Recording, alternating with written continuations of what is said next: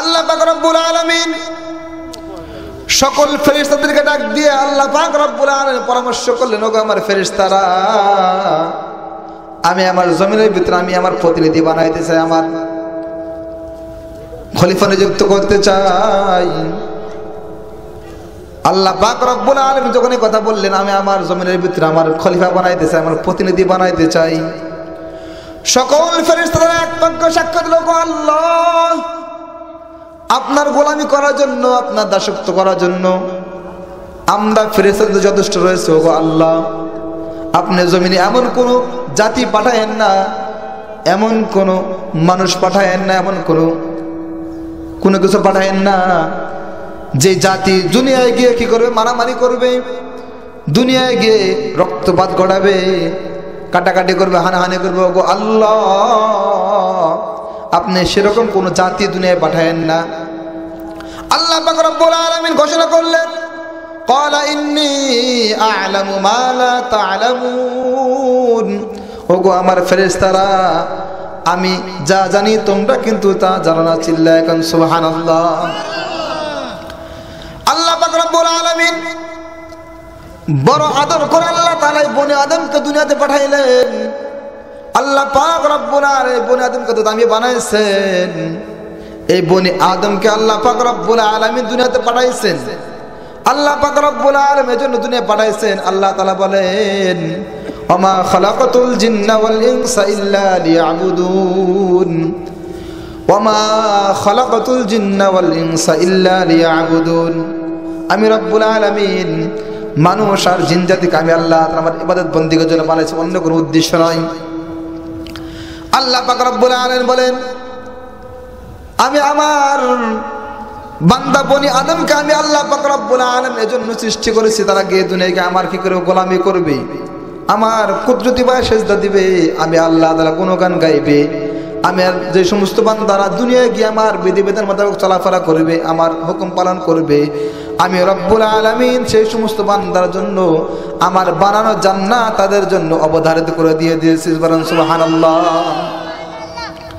আল্লাহ পাক রব্বুল আলামিন এজন্য আমাদেরকে দুনিয়াতে পাঠাইছেন, অন্য কোনো উদ্দেশ্য নয়। আল্লাহ পাক রব্বুল আলামিন আমাদেরকে শুধুমাত্র কেবলমাত্র একমাত্র আল্লাহ তাআলার গোলামি করার জন্য বানাইছে, অন্য কোনো উদ্দেশ্য নয়। আল্লাহ পাক রব্বুল আলামিন বলেন, আমার যে সমস্ত বান্দাদেরকে আমি আল্লাহ তাআলা দুনিয়াতে পাঠাইলাম, তারা যদি আমি আল্লাহ তাআলার গুণগান গাই, আমি আল্লাহ তাআলার হুকুম আহকাম পালন করে, আমি আল্লাহ তাআলার সাজানো, আমি আল্লাহ তাআলার বিধান দেওয়া অনুযায়ী জীবন যাপন করবে, আমি আল্লাহ তাআলার হুকুম মোতাবেক চলাফেরা করবে, আমি আল্লাহ পাক রব্বুল আলামিন সেই সমস্ত বান্দা বান্দির প্রতি রাজি আর খুশি হইয়া আমি আল্লাহ তাআলার সাজানো জান্নাত তাদের জন্য রেখে দিয়েছি। চিল্লায় এখন মারহাবা। আল্লাহ পাক রব্বুল আলামিন আমাদেরকে আরো কিছু আদেশ করেছেন, কিছু কিছু ইবাদত বন্দেগী আল্লাহ পাক রব্বুল আলামিন আমাদেরকে বেশি বেশি করতে বলেছেন। এর মধ্যে এক নম্বর আল্লাহ পাক রব্বুল আলামিন বলেন, লা ইন শাকারতুম লাযিদান্নাকুম ওয়া লা ইন কাফারতুম ইন্না আযাবি লাশাদীদ। আমার বান্দাকে গিয়ে আমার একমাত্র আমার কি করবে, আমার শুকরিয়া করবে।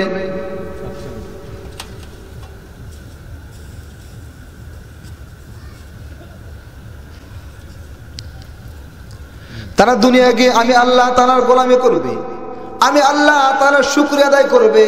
আমি রব্বুল আলামিন যে সমস্ত বান্দারা আমি আল্লাহ তাআলার শুকরিয়া আদায় করবে, আমি রব্বুল আলামিন নিয়ামতটাকে আরো বাড়ায়া দিব। যখন সুবহানাল্লাহ।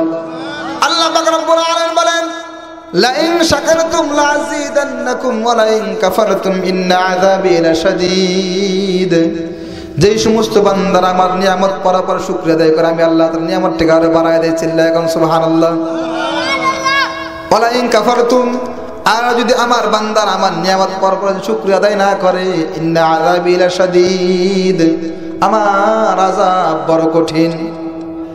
এজন্য আল্লাহ পাক রব্বুল আলামিন বলেন, যারা নাকি আমি আল্লাহ তাআলা শুকরিয়া আদায় করবে, আমি আল্লাহ পাক রব্বুল আলামিন তাদের প্রতি রাজি আর খুশি হইয়া যাই।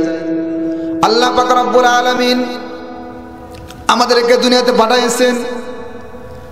আল্লাহ পাক রব্বুল আলামিনের গুণগান আমরা গাই না, আল্লাহ তাআলার বিধি মোতাবেক চলি না, আমরা আল্লাহ তাআলার হুকুম আহকাম পালন করি না, আল্লাহ পাক রব্বুল আলামিন বলেন আমি আমার বান্দাদেরকে কত ব্যস্ততা দিয়েছি।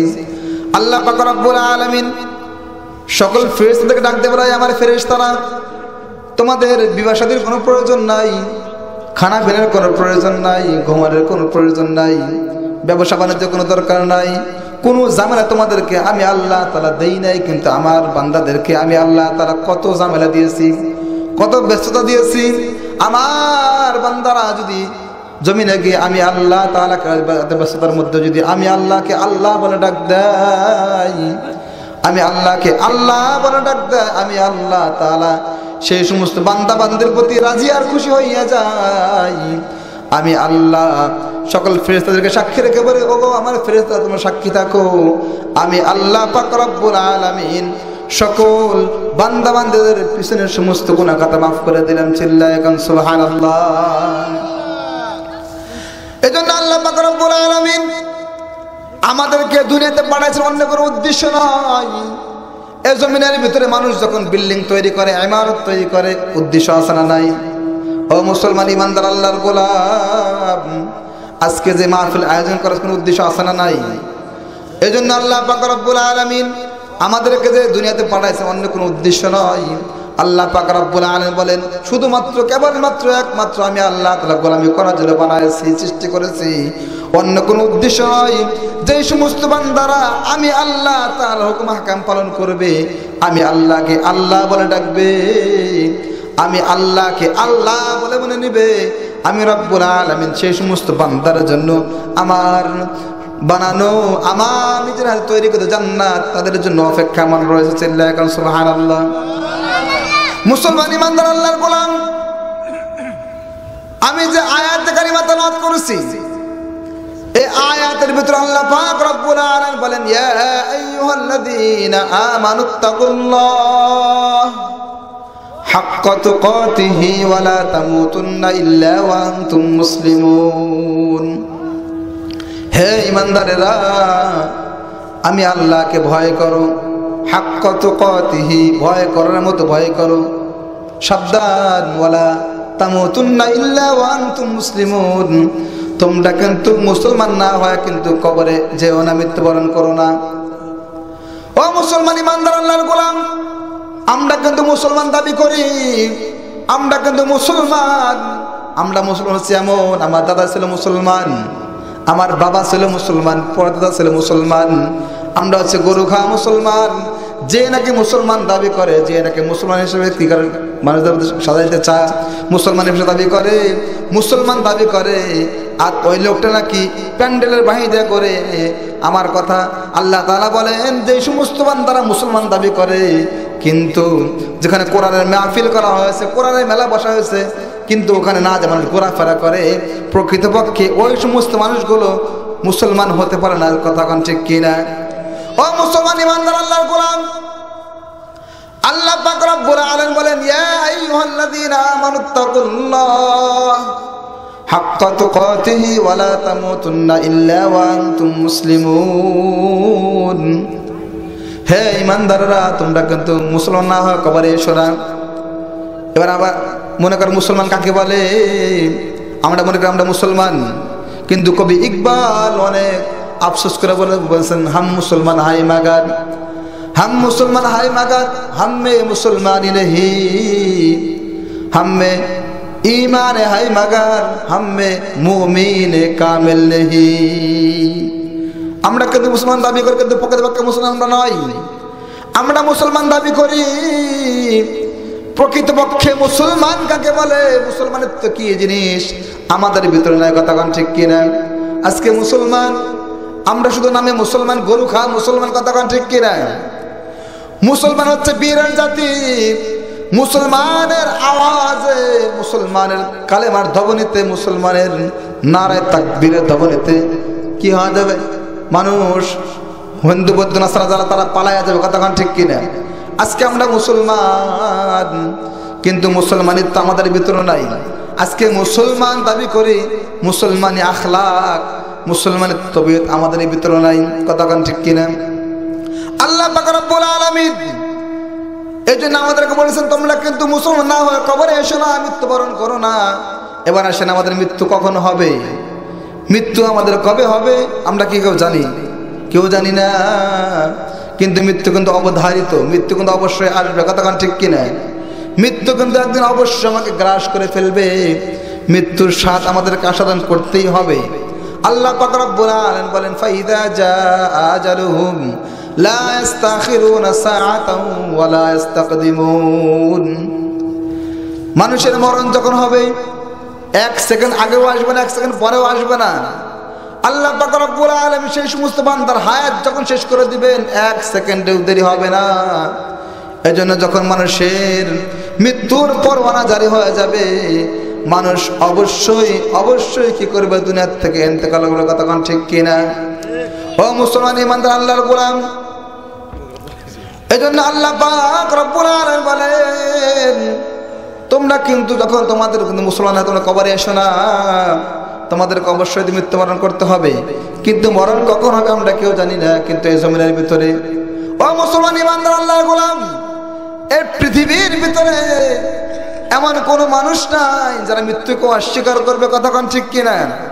এই জমিনের ভিতরে আল্লাহকে মানে না এমন লোক আছে না নাই? আরো জোরে বলেন, আছে না নাই? কোরআনকে মানে না এমন লোক আছে না নাই?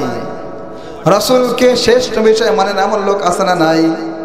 কিন্তু এই জমিনের ভিতরে মানুষ যে মৃত্যুবরণ করবে না, মৃত্যুকে অস্বীকার করবে, এমন একজন মানুষ ওই জমিনের ভিতরে নাই। আল্লাহ পাক রব্বুল আলামিন আমাদেরকে দুনিয়াতে পাঠাইছে একদিন আমাদের মৃত্যুর স্বাদ আস্বাদন করতে হবে। আল্লাহ পাক রব্বুল আলামিন বলেন, কুল্লু নাফসিন যায়িকাতুল মাউত, কুল্লু নাফসিন যায়িকাতুল মাউত। মৃত্যুর স্বাদ আমাদেরকে গ্রহণ করতে হবে, কতক্ষণ ঠিক কিনা? কিন্তু এই মরণটা কখন আসবে, কখন আমরা মৃত্যুবরণ করলে আমরা কেউ জানি না। মরণ অবধারিত, মরণ কিন্তু অবশ্যই আসবে। মরণ থেকে আমরা যদি পালানোর চেষ্টা করি, কঠিনকালে পারবো না। এই মরণ থেকে বাঁচানোর জন্য মানুষ যদি কেউ আকাশেও চলে যায়, মরণ থেকে বাঁচার জন্য যদি কেউ আইসিইউর ভিতরে যায়, মরণ থেকে বাঁচানোর জন্য কেউ যদি সিন্ধুকের ভিতরেও যায়, সেখানে মরণ যাবে কি যাবে না? মুসলমান ইমানদার আল্লাহর গোলাম, এজন্য কবি বলেন, মরণ থেকে যতই পালাও মরণ তোমায় লইবে গিরি, যদিও সুদূর আকাশ পানে পালাও সে তাই লাগিয়ে সেরি, যদিও সুদূর আকাশ পানে পালাও সে তাই লাগিয়ে সেরি। মরণ থেকে পালানোর জন্য যত চেষ্টা করে কঠিনকালে পারবো না। মরণ থেকে কোনোদিন রেহাই নাই।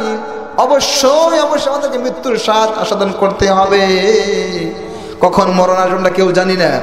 এজন্য যারা ঈমানদার, যারা মুমিন, তারা কিন্তু মরণ দেখে ভয় পায় না, কতক্ষণ ঠিক কিনা? যেমন কিতাবের ভিতরে আসছে, আল্লাহ একজন বান্দা ঈমানদার ব্যক্তি, দেখেন ঈমানদার যারা ঈমানদার হয়, যারা ঈমান আল্লাহ, যারা সচ্চা ঈমানদারের যারা মালিক, যারা ঈমানওয়ালা ব্যক্তি, এরা কোনোদিন মরণ দেখে ভয় পায় না। চিল্লায়া কান মারহাবা। কিতাবের ভিতরে আসছে, আল্লাহ একজন বান্দা গ্রাম্য একজন ব্যক্তি সকাল বাজারের দিকে রওনা করেছে। বাড়ির থেকে যখন বের হয়েছে, সুন্দর করে ওযু গোসল করে সুন্দর করে বের হয়েছে, বাজারের দিকে রওনা দিয়েছে, সবজি বিক্রি করবে, মাথায় সবজি নিয়েছে।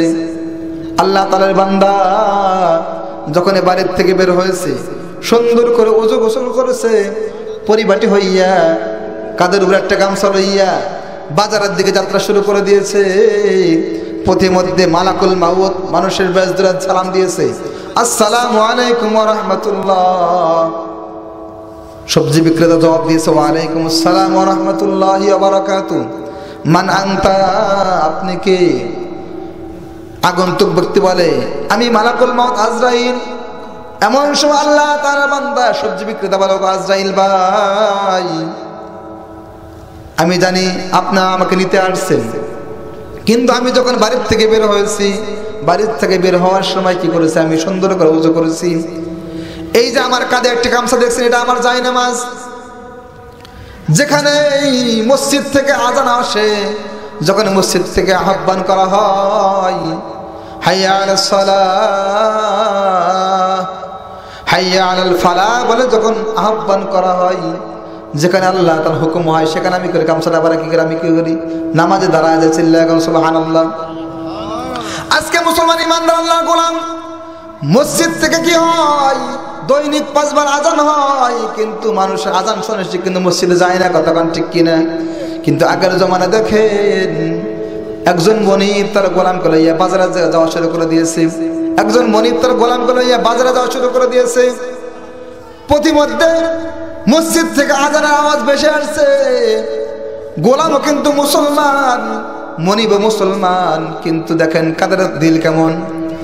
মনিব যখন আগে আগে যাওয়া শুরু করে দিয়েছে, গোলাম পিছনে পিছনে যায়। এমন সময় মসজিদ থেকে হাইয়া আলাস সালাহ হাইয়া আলাল ফালাহ বলে যখন কি আসছে, আহ্বান আসছে, গোলাম বলে আগে মনিব আমাকে একটু ছুটি দেন, আমি একটু আমার মালিকের পায়ে সিজদা দিয়ে আসি। ওগো মনিব একটু আমাকে মেহরবানি করে একটু ছুটি দেন, আমি একটু আমার মালিকের কুদরতি পায়ে সিজদা দিই। মসজিদ থেকে কি আসছে, আজানের আওয়াজ ভেসে আসছে। মুসলমান ইমানদার আল্লাহর গোলাম, গোলামকে লইয়া মনিব যখন বাজারের দিকে যাত্রা শুরু করে দিয়েছে, হাঁটি হাঁটি পা পা করে চলতেছিল, এমন সময় মসজিদ থেকে কি আসছে, আজানের আওয়াজ ভেসে আসছে। গোলাম মনিবকে বলে, এই গোলাম, এই মনিব, ওগো মনিব, আমার মনিব আমাকে ডাক দিয়েছে, আমাকে একটু ছুটি দেন, আমি একটু কি আমার মনিবের কুদরতি পায়ে সিজদা দেই। ওগো মনিব আমাকে একটু ছুটি দেন, আমি একটু আমার মালিকের পায়ে গিয়ে সিজদা দেই। মনিব গোলামকে বলে, এই গোলাম, তোকে আবার কে ডাকছে? আমি তো তার মনিব। গোলাম বলে, না না না, ওগো মনিব আপনি স্যার আমার আর একজন আসল আছে মনিব আছে, চিল্লায় এখন সুবহানাল্লাহ। মনিব বলে, যা যা ঠিক আছে যা। গোলাম মসজিদে প্রবেশ করেছে, নামাজ আদায় করা শুরু করে দিয়েছে, নামাজ পড়া শুরু করে দিয়েছে, নামাজ পড়তেছে। এমন সময় অনেকক্ষণ সময় দীর্ঘক্ষণ সময় গোলাম মনিব কি করেছেন, গোলামের অপেক্ষায় ছিল। গোলাম নামাজ আদায় করে, মনিব বাইরে থেকে কি করে, দাঁড়ায় দাঁড়া কি পাহারা দেয়, কখন গোলাম আসবে, তখন বাজারের দিকে যাবে। অনেকক্ষণ সময় যখন গোলাম নামাজ আদায় করতেছে, এমন সময় মনিব আস্তে আস্তে করে কি করে দিয়েছেন, মসজিদের কাছে চলে গেছে। বলেন সুবহানাল্লাহ। সকল মুসল্লিরা মসজিদ থেকে বের হয়ে গেছে। গোলাম তো নামাজ পড়তেছিল, মনিব গোলামকে ডাকে, এই গোলাম তাড়াতাড়ি বের হয়। সকল মুসল্লি তো চলে গেল, তুই ওখানে বের হস না কেন? ডাক পারে, কিন্তু গোলাম নামাজে এত মজা পেয়েছে, এত মজা পেয়েছে তেলাওয়াতের ভিতরে, আল্লাহ তাআলা কুদরতি পায়ে সিজদা দিয়েছে, এত মজা পেয়েছে যে তার নামাজ ছাড়তে মন চায় না। গোলাম বের হয় না, কিন্তু মনিব ডাক দেয়, গোলাম সকলে তো চলে গেল, তুই বের হস না কেন? তখন গোলাম জবাব দেয়, এই মনিব আমি তো বের হইতে চাই, কিন্তু আমার মালিক আমাকে বের হইতে দেয় না। চিল্লায় এখন সুবহানাল্লাহ। মনিব ডাক দেয়, বলে, এই বেটা সকলে তুই বের হওয়া আসলো, তুই বের হস না কেন? বলে, গো মনিব আমি তো বের হতে চাই, কিন্তু আমার মালিক আমাকে ছাড়ে না। বলে, তোর মালিককে তোকে ছাড়ে না? বলে, আমাকে যে মসজিদে নিয়ে আসছে আর আপনাকে বাহিরে রেখেছে, সেই মনিবই আমাকে মসজিদ থেকে বের হতে দেয় না। চিল্লায় এখন সুবহানাল্লাহ। দেখেন দিলের কি হালত, মনিব তার অন্তরে কি অবস্থা দেখেন, সে মসজিদে ঢুকতে পারলো না। কিন্তু গোলাম আল্লাহ তাআলার পছন্দনীয় বান্দা, আল্লাহ তাআলা পছন্দনীয় দিল, যার দিলটা ভালো হয় আল্লাহ পাক রব্বুল আলামিন কি করেন, তার দিলের অবস্থা থেকে বান্দাকে আল্লাহ তাআলা ভালোবাসেন। চিল্লায় কাও সুবহানাল্লাহ। এটা যার অন্তরটা ভালো হয়, যার দিলটা ভালো হয়, আল্লাহ পাক রব্বুল আলামিন সেই দিলওয়ালা মানুষকে আল্লাহ তাআলা ভালোবাসেন, আল্লাহ তাআলা সেই ব্যক্তিকে বেশ পছন্দ করেন। এজন্য মানুষ আল্লাহ পাক রব্বুল আলামিন বনি আদমকে বানাইছেন। আল্লাহ পাক রব্বুল আলামিন বলে, আমি বনি আদমকে বানাইলাম। আল্লাহর রাসূল বলেন, আল্লাহ পাক রব্বুল আলামিন আমি বনি আদমকে এত সুন্দর করে বানাইছি, এত দামি হিসেবে বানাইছি, কিন্তু দামি মানুষগুলো যখন গুনাহ খাতা করে আল্লাহ তাআলা তার এই মানুষগুলো কি হয়, পচা হয়ে যায়। কিন্তু আল্লাহ পাক রব্বুল আলামিন অপরাধে বলেন, ইন্নাল্লাহা ইউহিব্বুত তাওয়াবিনা ওয়া ইউহিব্বুল মুতাতাহহিরিন। আল্লাহ পাক রব্বুল আলামিন দুই শ্রেণীর মানুষদেরকে আল্লাহ তাআলা ভালোবাসেন। চিল্লায় এখন সুবহানাল্লাহ। এক নম্বর হচ্ছে যেই সমস্ত বান্দারা গুনাহ খাতা করার পরে যদি আল্লাহর দরবারে তওবা করে, ইন্নাল্লাহা ইউহিব্বুত তাওয়াবিন, নিশ্চয় আল্লাহ তাআলা তওবাকারীকে আল্লাহ তাআলা ভালোবাসেন। ইন্নাল্লাহা ইউহিব্বুত তাওয়াবিন ওয়া ইউহিব্বুল মুতাতাহহিরিন। এক নম্বর হচ্ছে যারা গুনাহ খাতা করার পরে কি করে, তওবা করে, আমি আল্লাহ তাআলা তাদেরকে আমি ভালোবাসি। সিল্লাহ এখন মারহাবা। এজন্য যে সমস্ত বান্দারা গুনাহ খাতা করার পরে আল্লাহ দরবারে মাপ চাই, আল্লাহ পাক রব্বুল আলামিন তো মহান। বান্দা যখন গুনাহ খাতা করার পরে যদি আল্লাহ দরবারে কি চায়, মাপ চায়, গুনাহ খাতার জন্য আল্লাহ দরবারে মাপ চায়, আল্লাহ পাক রব্বুল আলামিন বলেন আমার বান্দারা গুনাহ খাতা করার পরে যদি আমি আল্লাহর দরবারে মাপ চাই, তওবা করে, আমি আল্লাহ পাক রব্বুল আলামিন সেই সমস্ত বান্দাদেরকে আমার রহমতি কোলে উঠায় নেন। চিল্লায় এখন সুবহানাল্লাহ। এজন্য আল্লাহ নবী বলেন কুল্লু বানি আদম খাত্তা ওয়া খায়রুল খাত্তাইন আত-তাওয়াবুন। সকল বনি আদম গুনাহগার, কিন্তু গুনাহ খাতা করার পরে যারা তওবা করে তারাই আল্লাহ তাআলার কাছে অত্যন্ত দামি মানুষ। এইজন্য আল্লাহ তাআলা বলেন ইন্নাল্লাহা ইউহিব্বুত তাওয়াবিন ওয়া ইউহিব্বুল মুতাতাহহিরিন। আমি আল্লাহর দরবারে, আমি আল্লাহ তাআলার কাছে দুই শ্রেণীর মানুষ অত্যন্ত দামি। একজন ব্যক্তি হলো যারা গুনাহ খাতা করার পরে আমি আল্লাহ দরবারে তওবা করে, আমি আল্লাহ তাআলা এই লোকগুলোকে আমি বেশি ভালোবাসি। চিল্লায় কান সুবহানাল্লাহ। ওয়া ইউহিব্বুল মুতাতাহহিরিন, আর পবিত্রতাকারীকে আল্লাহ তাআলা ভালোবাসেন। ও মুসলমান ইমানদার আল্লাহর গোলাম, এজন্য আমরা মুসলমান ব্যক্তি যারা, মুসলমান যারা সর্ব অবস্থায় পবিত্র থাকে তারা কতক্ষণ ঠিক কিনা। এখন সমাজে অনেক মানুষ আছে প্যান্ট শার্ট টাই পরে, কমপ্লিট ড্রেস পরে চলাফেরা করে, কিন্তু এই লোকটা তহারাতের মাসালা জানে না, পাক পবিত্রতা কি জিনিস বোঝে না। অনেক মানুষ আছে আমরা কিন্তু মুসলমান দাবি করি, আমরা ইমানদার দাবি করি, কিন্তু এই লোকগুলো যখন কি করে, অনেক ভদ্রলোক আছে প্যান্ট শার্ট টাই পরে, কমপ্লিট ড্রেস পরে, 10,000 টাকা দিয়ে কি করে প্যান্ট আর কমপ্লিট ড্রেস বানায়, কোট বানায়, তখন ঠিক কিনা। এই লোকগুলো যখন তোহারতার মাসালা জানে না, প্রস্রাব করার পরে ঢিলা নেন, এমন লোক আছে না নাই? এমন লোক অনেক আছে কি করে, প্রস্রাব করার পরে ঢিলা নাই নেন। ও মুসলমান ইমানদার আল্লাহর গোলাম, এই লোকগুলোকে যখন বলবেন বাবা না তাড়াতাড়ি মসজিদের আজান হয়েছে, মসজিদে যাই, বলেন একটা সমস্যা আছে, এমন লোক আছে না নাই? অনেক লোককে জিজ্ঞাসা করে ভাই মসজিদের আজান হয়েছে, এখন একটু পরে জামাত শুরু হবে, না একটু মসজিদে যাই, বলে যাওয়া যাবে না। বলে কি সমস্যা? বলে সমস্যা আছে, যদি একটু জোর করে ধরা হয় বাইনার মসজিদে যাই, তখন বলবে কি আমার লুঙ্গি ঠিক নাই, এমন লোক আছে না নাই? ও মুসলমান ইমানদার আল্লাহর গোলাম, আপনি মুসলমান, আপনি যদি নামাজ না পড়েন, এই জন্য আমার কোনো কিনা কোনো কটু কথা নাই, নামাজ না পড়লেন এটা আপনার ইখতিয়ার, এটা আল্লাহ তাআলার হক, আল্লাহ তাআলা ইচ্ছা করলে মাফ করে দিতে পারেন, কথা ঠিক কি না। কিন্তু পবিত্রতা এমন একটা জিনিস, পবিত্রতা থাকার কারণে আল্লাহ তার পবিত্রকারীকে ভালোবাসেন। আপনি যখন অপবিত্র থাকেন, আপনার কাঁধে দুজন ফেরেশতারা কি কষ্ট পায়, কথা ঠিক কিনা। এই জন্য আপনি যদি পবিত্র থাকেন, আপনার শরীর যদি পবিত্র থাকে, তাহলে এই পবিত্রতাকারীকে আল্লাহ তাআলা ভালোবাসেন। আল্লাহ নবী জনাবে মুহাম্মদুর রাসূলুল্লাহ সাল্লাল্লাহু আলাইহি ওয়াসাল্লাম একদিন কবরের পাশ দিয়ে যাচ্ছেন, দেখেন দুটি কবরে আযাব হচ্ছে, চিল্লায় এখন নাউযুবিল্লাহ। আল্লাহ নবী জনাবে মুহাম্মদুর রাসূলুল্লাহ সাল্লাল্লাহু আলাইহি ওয়াসাল্লাম কি করলেন, কবরের পাশে দাঁড়াইলেন।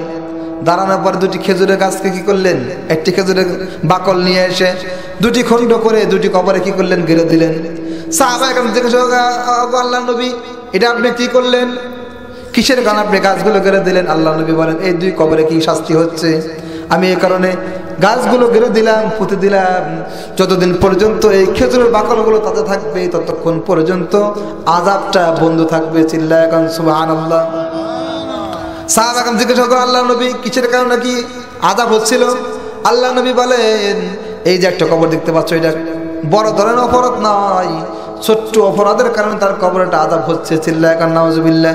জিজ্ঞাসা করবো আল্লাহ নবী কি গুনাহ করেছিল, কি অপরাধ করেছিল? বলে এই লোকটা সারা জীবন চলাফেরা করছে কিন্তু তহারত অর্জন করে নাই, কি করে নাই, সে নাপাকি থেকে পবিত্র থাকে নাই, প্রস্রাব করেছে, পায়খানা করেছে, কিন্তু ঢিলাগুলো ব্যবহার করে নাই। এই কারণে এই বান্দার কবর আযাব হচ্ছে। আল্লাহ নবী বলেন,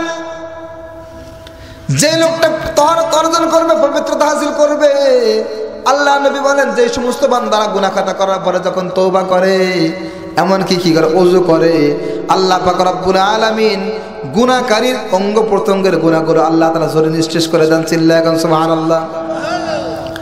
যেমন আমাদের ইমাম, আমাদের মাযহাবের ইমাম আবু হানিফা রাহমাতুল্লাহি আলাইহি একদিন মসজিদের ভিতরে বসা আছে, এমন সময় আল্লাহর একজন বান্দা মসজিদে এসে টিবাল থেকে ওযু করতেছে।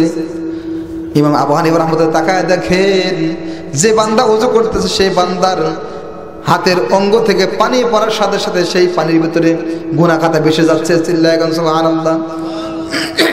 ইমাম আবু হানিফা রাহমাতুল্লাহি আলাইহি কেমন একটা বুজুর্গ ব্যক্তি ছিলেন, ওনার চোখটাও ছিল পবিত্র। একজন মানুষ গুনাহ খাতা করেছে, ওযু করতেছে, ওযু করার কারণে যে তাকায় দেখে তার ওযুর পানির সাথে গুনাহগুলো ভেসে যাচ্ছে। ইমাম আবু হানিফা রাহমাতুল্লাহ জিজ্ঞাসা করলো, আল্লাহর বান্দা তুমি কি জিনা করেছো নাকি? আল্লাহর বান্দা যুবক বলেন, ও গো আল্লাহর ওলি, আমি যে জিনা খাতা করেছি, আমি যে জিনাহের কাজ করেছি, আমার আল্লাহ ছাড়া আর আমি ছাড়া অন্য কোনো মানুষ দেখে নাই। আপনি কি করে বুঝলেন? ইমাম আবু হানিফা রাহমাতুল্লাহি আলাইহি বলেন, তুমি যখন ওযু করতেছিলে, তোমার ওযুর পানির সাথে সাথে গুনাহগুলো জোরে জোরে বেশি দেখেছি। চিল্লায়া গান সুবহানাল্লাহ। তুমি তো ওযু করতেছিলে, তোমার ওযুর পানির সাথে গুনাহগুলো বেশি যাচ্ছে, এটা আমি দেখেছি। সুবহানাল্লাহ, সুবহানাল্লাহ। তাহলে বান্দা যখন গুনাহ খাতা করে, গুনাহ করার পরে যদি ওযু করে, যেমন আমরা হাতের গুনাহ হয়, আমাদের চোখের গুনাহ হয়, আমাদের জবানের গুনাহ হয়, আমাদের অঙ্গ প্রত্যঙ্গের গুনাহ হয়। গুনাহ খাতা খাওয়ার পরে যদি যে সমস্ত বান্দারা ওযু করে, ওযু করার বদলতে আল্লাহ পাক রব্বুল আলামিন সেই সমস্ত বান্দা বান্দীদের অঙ্গ প্রত্যঙ্গের গুনাহগুলো আল্লাহ তাআলা জোরে করে পরিষ্কার করে দেন। যেমন ওযু করে যারা কি করে, চলাফেরা করে, ওযু করে চলাফেরা করার কারণে আল্লাহ তাআলা বিভিন্ন রকম গুনাহ থেকে হেফাজত করেন। চিল্লায়া গান সুবহানাল্লাহ। দেখবেন যারা ওযু করে কি করে, রাস্তা থেকে বের হয়, ওযু করে বের হওয়ার কারণে ওই লোকটা কোনো খারাপ জিনিস দেখবে না। কথা ঠিক কিনা?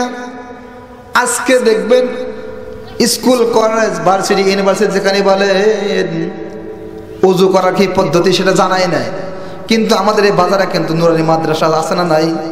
এই নুরানি ছেলেরা যারা আছে মাত্র নার্সারিতে পড়ে, এই লোকগুলোকে জিজ্ঞাসা করেন ওযুর ফরজ কয়টি, বলে দেবে। কথা ঠিক কিনা? কিন্তু এমন স্কুল কলেজ আছে যেখানে পোলাপান ছেলে মেয়েরা ইন্টারমিডিয়েট পাস করছে, ওনাকে জিজ্ঞাসা করা হয়, বাবা, মেয়েদেরকে বলা হয়, মা বলো তো দেখি ওযুর ফরজ কয়টি? অনেকে বলতে পারবে না। কথা ঠিক কিনা? এই জন্য তাহারতের মাসালা আজকে আমাদের স্কুল কলেজে শিখায় না, এগুলো শিক্ষা দেয় আমাদের মাদ্রাসায়, নুরানিদের শিক্ষা দেয়। জন্য তাহারত অর্জন করে যা চলবে, তাহারত অর্জন করার কারণে, পবিত্রতা হাসিল করার কারণে যারা কি করে, ওযু করে যখন ঘর থেকে বের হয়ে যায়, যে সমস্ত মানুষ ওযু করে যখন ঘর থেকে বের হয়, ওই লোকগুলো দ্বারা কোশ্চিনকালে কোনোদিন খারাপ জিনিসের দিকে দৃষ্টি দিতে পারে না। কথা ঠিক কিনা? যারা ওযু করে বের হয় তাদের চোখ কোন দিকে যাবে? মসজিদের দিকে যাবে, তাদের চোখ ভালো কাজের দিকে যাবে। যেমন খলিফা হযরত ওমরের শাসনামলে আল্লাহর একজন বান্দা, একজন মেয়েকে, সুন্দরী মেয়েকে, আগের জমানাতে কি করতো, মেয়েরা মসজিদে গিয়ে নামাজ আদায় করতো। কি করতো? মহিলারা মসজিদে গিয়ে নামাজ আদায় করতো। কিন্তু বর্তমান সময়ে মসজিদে যাবে দূরের কথা, মানুষ যখন, আমাদের ছেলেমেয়েরা যারা আছে, আমাদের মেয়ে মা বোনেরা যারা যখন রাস্তাতে বের হয়, আমার অনেক যুবক বাবা যারা আছে পেছন থেকে ব্যাক সাউন্ড দেয়, কি দেয় না? কথা বলেন, দেয় কি দেয় না? এই জন্য বর্তমান সময় কি আমাদের ফুকাহায়ে কেরাম, মুফাসসিরিনে কেরাম, তারা মুফতি সাহেব যারা আছে, ফতোয়া দিয়েছেন যে বর্তমান সময়ে কোনো মা বোনের মসজিদে গিয়ে নামাজ আদায় করতে পারবে না। এই জন্যই পারবে না, কারণ এদেরকে না কিনা, এদের সেফটি নাই। যাবে একজন মানুষ, মহিলা রাস্তাতে যাবে, বিভিন্ন রকম ইফটিজিং এর শিকার হয়। কথা ঠিক কিনা? তো খলিফা ওমরের শাসনামলের ভিতরে আল্লাহর একজন বান্দী কি করতো, মসজিদে গিয়ে নামাজ আদায় করতো। মসজিদে যাইতো, সুন্দর মানুষ, পরিপাটি হয়ে মসজিদে যাইতো। তো আল্লাহর একজন যুবক বান্দা আকৃষ্ট হয়ে গেছে, ব্যাড সাউন্ড দিয়েছে। তখন এই আল্লাহর বান্দী কি দিয়েছেন? শর্ত দিয়েছেন, তুমি আমাকে যে ডিস্টার্ব দিচ্ছ, ঠিক আছে, তুমি আমাকে বিবাহের প্রস্তাব দিয়েছো, প্রেমের প্রস্তাব দিয়েছো, তোমার প্রেমের প্রস্তাবে আমি রাজি আছি, তুমি যদি 40 দিন পর্যন্ত হযরত ওমরের পিছনে যদি তুমি নামাজ আদায় করতে পারো তাকবীর উলার সাথে, তাহলে আমি তোমার সাথে বিবাহ বন্ধনে রাজি আছি। চিল্লায়ে গান সুবহানাল্লাহ। আল্লাহর বান্দা যুবক ব্যক্তিটা মেয়েটাকে যখন শর্ত দিয়েছে, মেয়েটা বলেছে, এই যুবক, তুমি আমাকে যে বিবাহের প্রস্তাব দিয়েছো, প্রেমের প্রস্তাব দিয়েছো, আমি রাজি আছি, একটা শর্ত আছে। বলে শর্তটা কি? বলে তুমি যদি 40 দিন পর্যন্ত হযরত ওমরের পিছনে তুমি যদি তাকবীর উলার সাথে নামাজ আদায় করতে পারো, তাহলে আমি তোমার সাথে বিবাহ বসতে আমি রাজি আছি। চিল্লায়ে গান সুবহানাল্লাহ। আল্লাহর বান্দা যুবকটা চিন্তা করলো, এটা তো একটা স্যাম্পল ব্যাপার, 40 দিন হয়তো ওমরের পিছনে নামাজ আদায় করবো, আর আমার সাথে এই মহিলাটা বিবাহের সাথে বসবে, কত খুশ খবর, কত সুখবর। ঠিক আছে, আমি তোমার প্রস্তাবে আমি রাজি হয়ে গেলাম। আল্লাহর বান্দা যুবকটা কি করলো, ওযু করে সুন্দর করে ওযু করে মসজিদে চলে যায়। মসজিদ থেকে কখন আওয়াজ আসে, তার আজান আসার আগে আগে মসজিদে গিয়ে বসে থাকে, তাকবীরের সাথে নামাজ আদায় করবে। কারণ কিসের কারণে? আমি যদি তাকবীরগুলো ছুটে যাই, তাহলে তো আমার মেয়েটা আমার তাকে কি ছুটে চলে যাবে। এই জন্য কি করলো, যত কষ্টই হোক কি করে, আগে আগে গিয়ে মসজিদে গিয়ে নামাজ আদায় করে। এইভাবে 7 দিন নামাজ আদায় করেছে। আল্লাহর বান্দা কি করলো, যখন মসজিদে যায়, প্রেমিকার বাড়ির সামনে দিয়ে যায় আর বলে যায়, মেয়ে একটু হাই হাই দেয়, টাটা দেয়, আমি কিন্তু প্রস্তুত আছি, আমি কিন্তু আমার শর্ত পূরণ করছি, তুমি কিন্তু আমার শর্ত তুমি কিন্তু পালন করবা। বলে ঠিক আছে। এভাবে 7 দিন যাওয়া আসা করেছে। আরো 7 দিন যখন গেছে, এই বান্দা চিন্তা করলো, আমি যে নামাজ আদায় করতে, দেখেন কেমন আল্লাহ তাআলার কুদরত। নামাজ পড়ার কারণে, ওযু করে মসজিদে যাওয়ার কারণে আল্লাহ তাআলা বান্দার দিলটা ঘুরে গেছে, দিলটা পরিবর্তন হয়ে গেছে। আল্লাহ তাআলার বান্দা যুবক ব্যক্তিরা কি করেছেন, প্রত্যেক দিন প্রেমিকা এবার সামনে দিয়ে যাইতো। 7 দিন যখন চলে গেছে, আল্লাহর বান্দা চিন্তা করলো, আমি যে মসজিদে যাই, মনটা আল্লাহ তাআলা পরিবর্তন করে দিয়েছে। আল্লাহর বান্দা এবার শর্ট রাস্তা বের করেছে, মানে কোন এসে রাস্তা বের করেছে, যে রাস্তা একটু মসজিদে আগে যাওয়া যায়। এভাবে আস্তে আস্তে করে আল্লাহর বান্দা যখন 40 দিন যখন নামাজ আদায় করেছে, 40 দিন পর শর্ত অনুযায়ী কি করেছেন, মহিলাটা সেই যুবকের কাছে চলে গেছে, যুবক, তুমি যে শর্ত পালন করেছো, এখন আমি তোমার বিবাহের সাথে, তোমার সাথে বিবাহ বসতে আমি কি রাজি আছি। চিল্লায়ে গান সুবহানাল্লাহ। তখন আল্লাহর বান্দা যুবক বলেন, এই আল্লাহর বান্দি, আমি যে 40 দিন আমি নামাজ আদায় করেছি, আমার দিলের অবস্থা এমন হয়েছে যে এখন আমার দিলের ভিতরে শুধু আল্লাহ বসে গেছে, এই দিলের ভিতরে আর অন্য কোনো মানুষ বসার জায়গা নেই। চিল্লায়ে গান সুবহানাল্লাহ। এই জন্য যারা ওযু করে যখন মসজিদের দিকে চলে যায়, আল্লাহ তাআলার বান্দা যখন 40 দিন যখন তাকবীরের সাথে নামাজ পড়ে, আল্লাহ তাআলা অটোমেটিক তার অন্তরটা কি করে দেয়, পরিবর্তন করে দেয়, আল্লাহর প্রতি মুতাওয়াজ্জিহ করে দেয়। এজন্য